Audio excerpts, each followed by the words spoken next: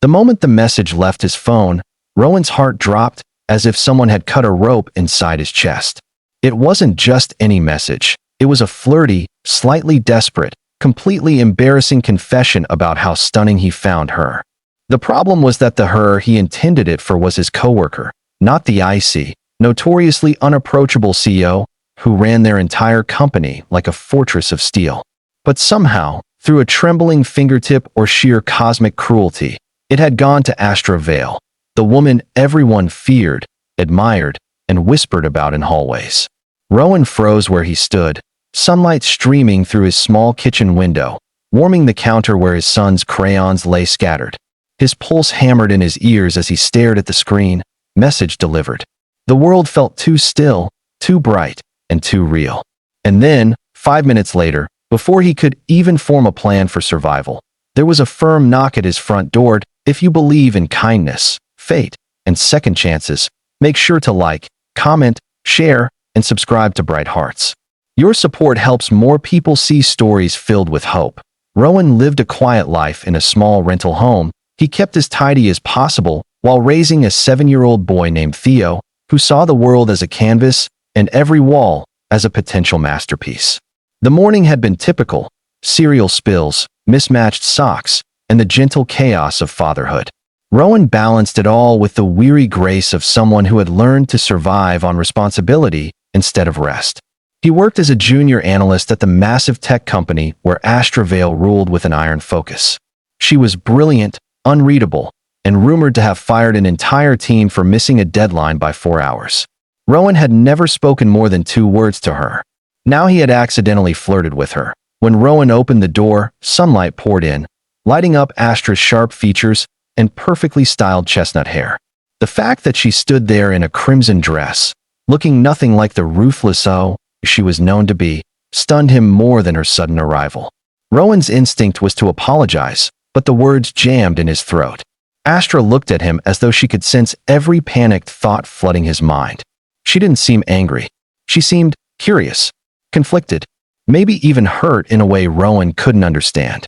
The neighborhood behind her was calm and bright, trees rustling in a warm breeze, birds hopping across the pavement, completely unaware that his world had imploded. As Astra stepped inside, Rowan's fear intensified. He expected scolding, termination, humiliation, something catastrophic. Instead, she paused in the entryway, studying the framed sketches on the wall. Theo had drawn them all: messy cars, superheroes, rocket ships. Astra's expression softened so subtly it was almost invisible. Rowan realized then that she wasn't the cold CEO in this moment. She was a woman standing alone in a stranger's home, trying to reconcile a mistake with grace. Rowan's embarrassment slowly transformed into something else, a quiet awareness of the loneliness she carried, masked beneath her immaculate exterior. Something in her eyes suggested she wasn't here for revenge. She was here because the text had struck a chord she didn't know she had. Rowan explained the mistake, stumbling through his words. He told her he had never meant to bother her, let alone send such an unfiltered message. But instead of storming out, Astra listened in surprising stillness. The sunlight created a soft halo around her as she drifted farther into the home, stopping by the small kitchen where Theo's lunchbox sat open.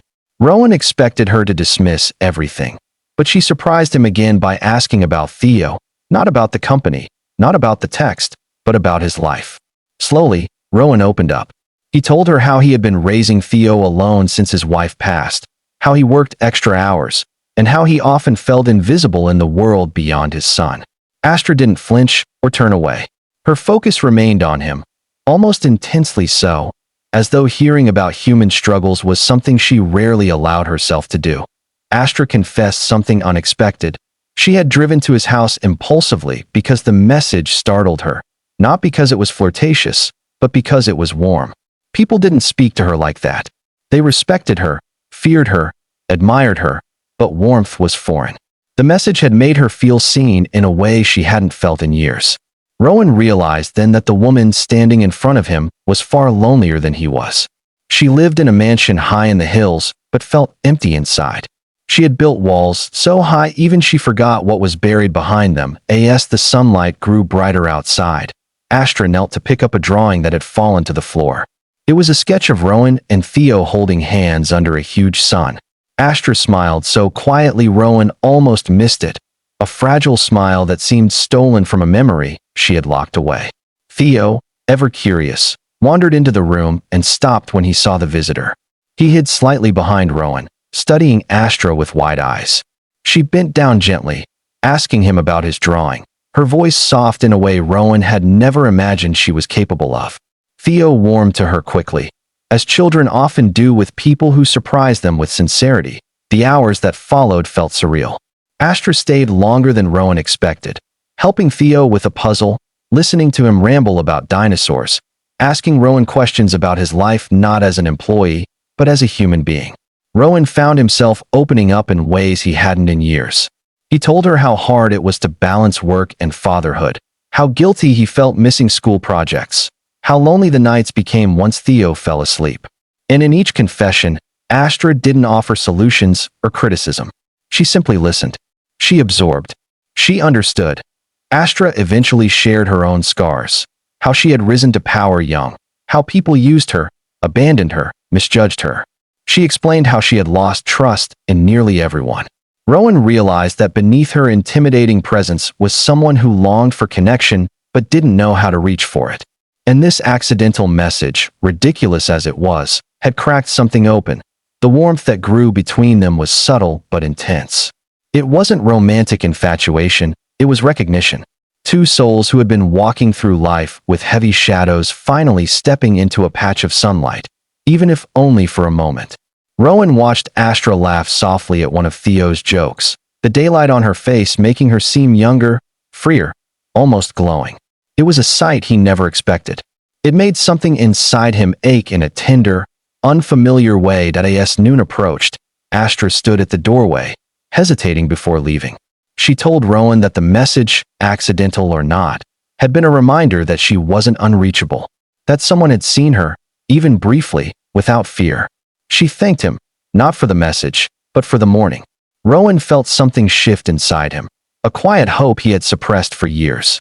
Before she left, Astra told him she would like to see him again, not as CEO and employee, but as two people who might need each other more than they realized. If this story touched your heart, please like the video, subscribe to Bright Hearts, and share your thoughts in the comments. Your engagement helps us spread more uplifting stories across the world. And now, before the ending, comment hearts open. If you believe compassion can change lives, Astra drove away that afternoon, but not from Rowan's life. What began as a humiliating mistake slowly became a connection both of them had silently prayed for. She returned often, sometimes with lunch, sometimes just to sit on the porch while Theo played.